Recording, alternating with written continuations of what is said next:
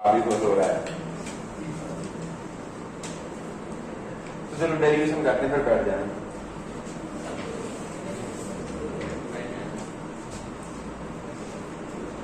तो बेटा देखो, आपको जो सिलेबस में मेंशन है वो आपका field due to uniformly charge spherical cell, spherical cell की वजह से फील्ड। लेकिन स्फेरिकल सेल हो या फिर सॉलिड कंडक्टिंग स्फीयर हो, दोनों एक जैसे ही बिहेव करते हैं।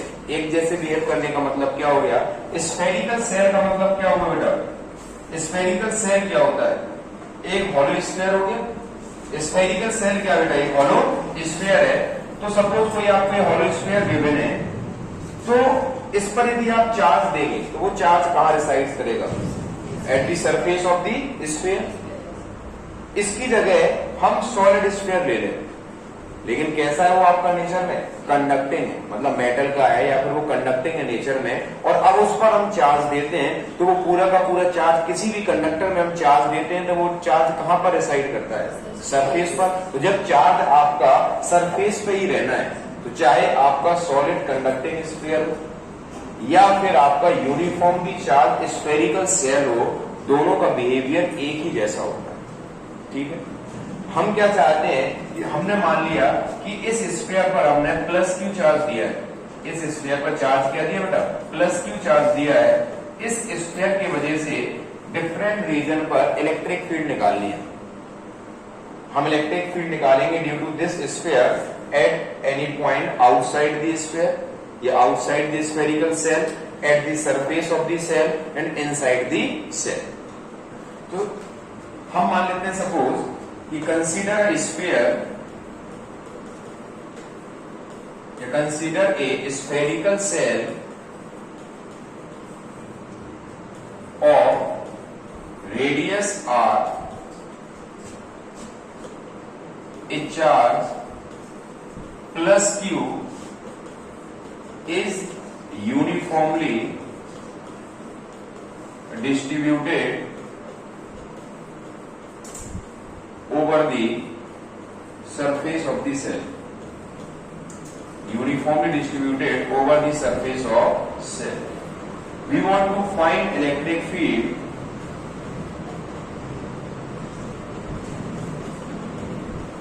at a point या at any point P which is at a distance R from center। हम डिफरेंट पॉइंट्स पर इलेक्ट्रिक फील्ड निकालना चाहते हैं। अभी हम इलेक्ट्रिक फील्ड निकालना चाहते हैं किसी पॉइंट पर जो कि यहां से बेटा कितने डिस्टेंस पर है? सेंटर से R डिस्टेंस पर है। अब ये पॉइंट आपका क्या हो सकता है? दिस पॉइंट में lie outside the shell, at the surface of the shell and inside the cell. तो हम गॉस थ्योरम की हेल्प से इन तीनों पॉइंट्स पर इलेक्ट्रिक फील्ड निकालेंगे। सबसे पहले हम बात करें इनसाइड द सेल या सॉरी आउटसाइड द सेल। तो case first, at point P outside the spherical cell.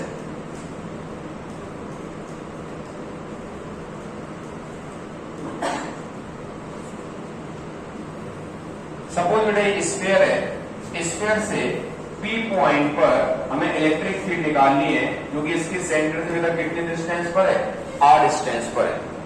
तो हम क्या करते हैं, गॉस थ्योरम की हेल्प से यदि हमें इलेक्ट्रिक फील्ड निकालनी है तो गॉस थ्योरम क्या कहता है कि flux is equals to charge enclosed upon epsilon naught. तो हम एक ऐसा गॉसियन सरफेस ड्रॉ करेंगे जो कि पॉइंट P से पास हो रहा हो। कैसा गॉसियन सरफेस ड्रॉ करेंगे कि जो कि आपका पॉइंट P से पास हो रहा हो। हमेशा हम गॉसियन सरफेस बताया था ऐसा बनाते हैं जो कि आपका सिमेट्रिक हो। क्यों सिमेट्रिक हो? क्योंकि सिमेट्रिक बनाते हैं तो उससे आपकी कैलकुलेशंस आसान हो जाती हैं। तो हम P पॉइंट से जाने वाले गॉसियन सरफेस ड्रॉ करेंगे। तो ऑब्वियसली बात स्फीयर है तो हमने स्फेरिकल बना दिया। This is a Gaussian surface. Gaussian surface किससे पास हो रहा है? पॉइंट P से पास हो रहा है। तो क्या गॉसियन सरफेस की जो रेडियस है वो स्मॉल r के इक्वल हो जाएगी? कोई दिक्कत हमें? तो अब अकॉर्डिंग टू गॉस थ्योरम क्या हो जाएगा? सबसे पहले तो draw a Gaussian surface, draw a spherical Gaussian surface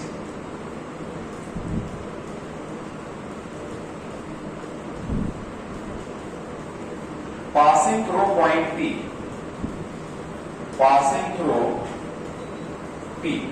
Now according to Gauss theorem, according to Gauss theorem क्या बेटा हम लिख सकते हैं ये flux is equals to integration of E dot ds equals to charge enclosed upon epsilon naught. कैसे लिखा जा सकता है? Flux is equals to integration E dot ds equals to charge enclosed upon epsilon naught. ये Gauss theorem का ही form है। ये क्लियर है सभी को? क्या डाउट हो तो बताओ। अब बेटा देखो इसमें हमने क्या किया बेटा यहां पर कि एक स्मॉल एलिमेंट सपोज कर लिया ds, पॉइंट बी पे हमने क्या किया? स्मॉल एलिमेंट सपोज कर लिया ds। ऐसे बहुत सारे ds एलिमेंट को ऐड कर देंगे तो क्या आपका पूरा गॉसियन सरफेस रेडी हो जाएगा। ये बताओ इसका एरिया वेक्टर होगा, it is always outward normal, तो क्या इधर हो जाएगा ds वेक्टर।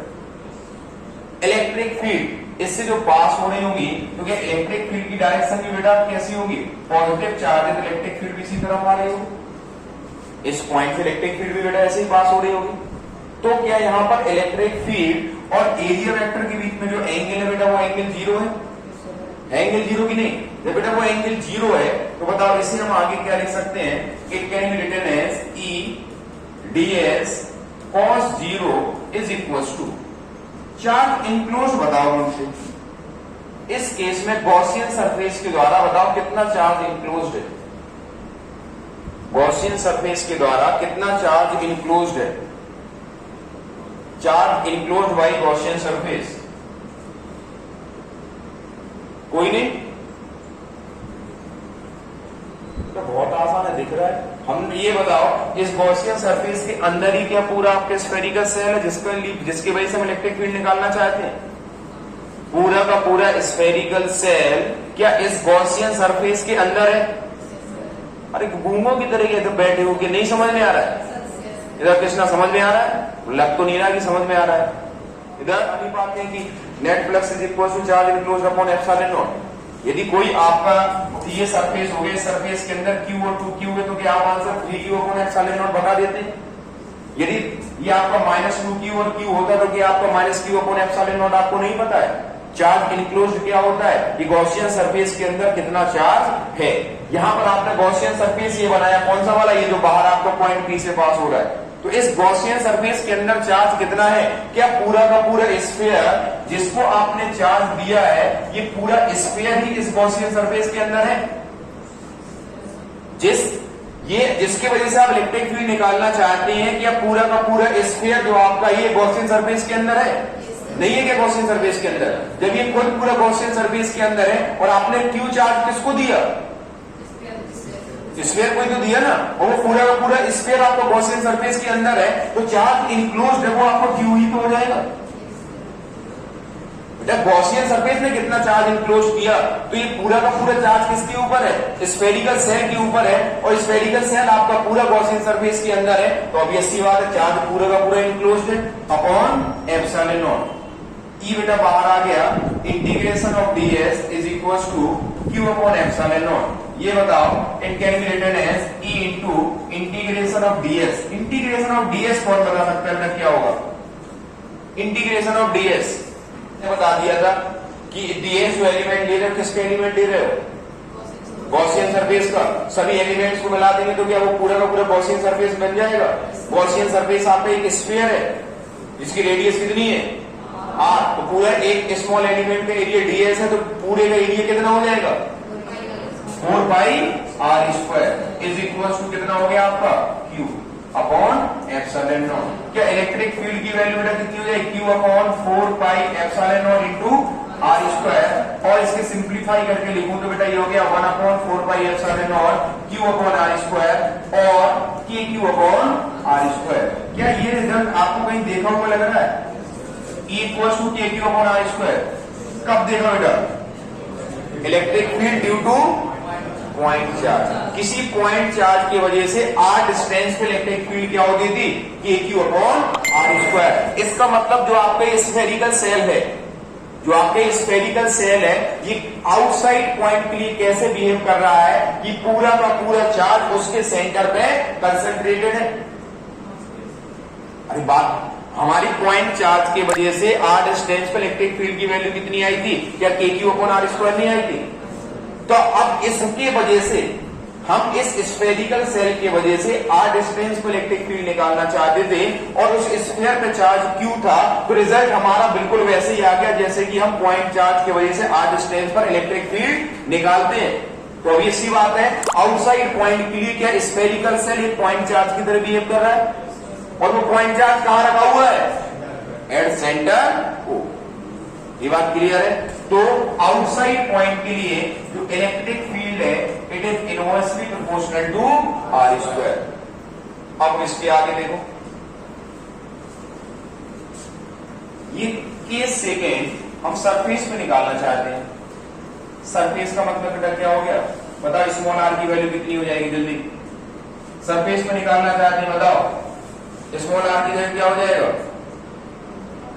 अरे हमने यदि इसकी रेडियस को कैपिटल R मैंने लिखवाया भी तो था, यदि इसकी रेडियस को हमने कैपिटल R माना तो बताओ कि स्मॉल r कैपिटल R के इक्वल हो जाएगा। तो आप उस फॉर्मूले में क्या लिखते, small r is equal to capital R। Formula क्या था, E is equal to 1/4 pi epsilon naught Q upon small r²। तो क्या ये हो जाएगा, कोई दिक्कत। अच्छा अब ये बताओ, एक तो रिजल्ट ये हो गया, इसमें तो कुछ याद करने जैसी कोई बात है ही नहीं, कुछ भी दिक्कत नहीं है। If sigma is the surface charge density, क्या सिग्मा आप पहली बार सुन रहे हैं, यदि पहले सुना है तो बेटा सिग्मा की वैल्यू बताओ क्या होगी, Q/A। बताओ आपने चार्ज दिया किसको था, स्फेरिकल सेल को, तो चार्ज आपका डिस्ट्रीब्यूट भी किस पर था, आपका स्फेरिकल सेल पर। तो जो यहां पर एरिया आएगा वो भी आपका किसका आएगा, ये गलती न कर देना, क्योंकि चार्ज हम निकाले चार्ज डेंसिटी, और चार्ज हमने दिया किसको, किस पर डिस्ट्रीब्यूटेड है चार्ज, आपका स्फेरिकल सेल पर। गॉसियन सरफेस में कोई चार्ज डिस्ट्रीब्यूट होता ही नहीं है, ये एक आपका इमेजिनरी सरफेस है जिसको हम ड्रॉ करते हैं गॉस थ्योरम की हेल्प से इलेक्ट्रिक फील्ड निकालने के लिए। तो यहां से बेटा सिग्मा की वैल्यू ये आ गई, तो क्या यहां से जो Q की वैल्यू है बेटा वो सिग्मा इंटू 4πr²। रख दो बेटा इसको इसमें यहां पर, तो देखो इलेक्ट्रिक फील्ड इक्वल्स टू क्या आ जाएगा, 1/4 pi epsilon not sigma into 4πr² upon r²। 4πr² से 4πr² कैंसिल आउट हो गया, तो जो इलेक्ट्रिक फील्ड की वैल्यू आई बेटा it is sigma upon epsilon. और जो इलेक्ट्रिक फील्ड होती है it is always outward normal, मतलब उससे हमेशा कैसी परपेंडिकुलरली बाहर की तरफ निकल रही होगी, और उसकी वैल्यू कितनी होगी आपकी, in terms of the surface charge density sigma upon epsilon. यही बात सभी को क्लियर है। अब इसमें और एक अच्छी बात, यदि हम इनसाइड पॉइंट पर इलेक्ट्रिक फील्ड निकालें, इफ पॉइंट P लाइज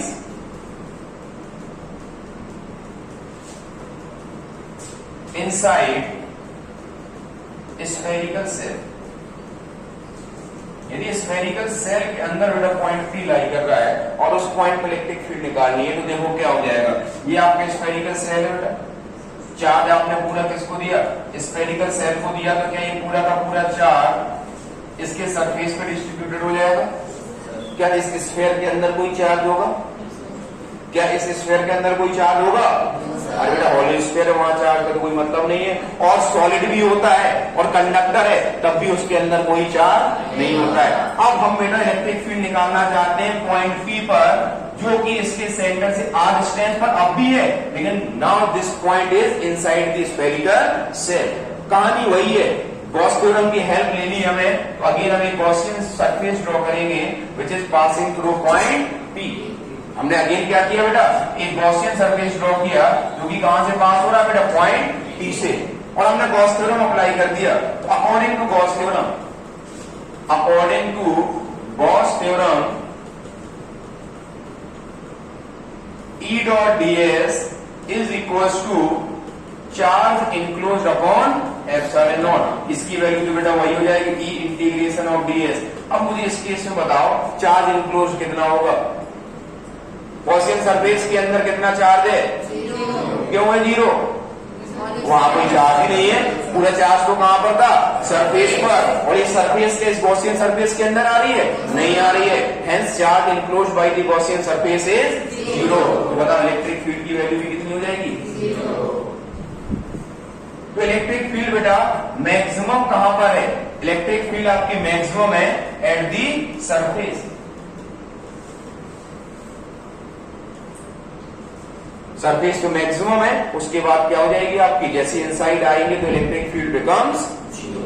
अब आप ग्राफ बनाना चाहो इलेक्ट्रिक फील्ड और आर डिस्टेंस के बीच में, तो बताओ ग्राफ कैसे बनेगा?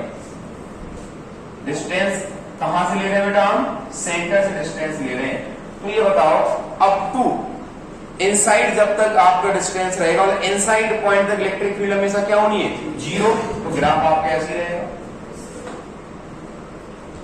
जैसे ही हम सरफेस पे पहुंचे तो सरफेस पे क्या इलेक्ट्रिक फील्ड की वैल्यू मैक्सिमम होती है? Electric field is maximum. और मैक्सिमम इलेक्ट्रिक फील्ड कितनी होती है आपकी? KQ upon capital R square. For outside point, for outside point देखो ये लिखा है बेटा, electric field is inversely proportional to the square of distance. मतलब ये आपका इनवर्सली प्रोपोर्शनल है, तो जो आपका ग्राफ बनेगा क्या वो इस तरीके से बन जाएगा? क्योंकि यहां पर electric field is inversely proportional to R square. ये ग्राफ बहुत इंपॉर्टेंट है, बोर्ड पर्पज से बहुत बार पूछा जाता है। यहां जीरो है इनसाइड पॉइंट के लिए, ये बेटा रेडियस किसके इक्वल है? यहां पर small r is equal to, clear सभी को बात?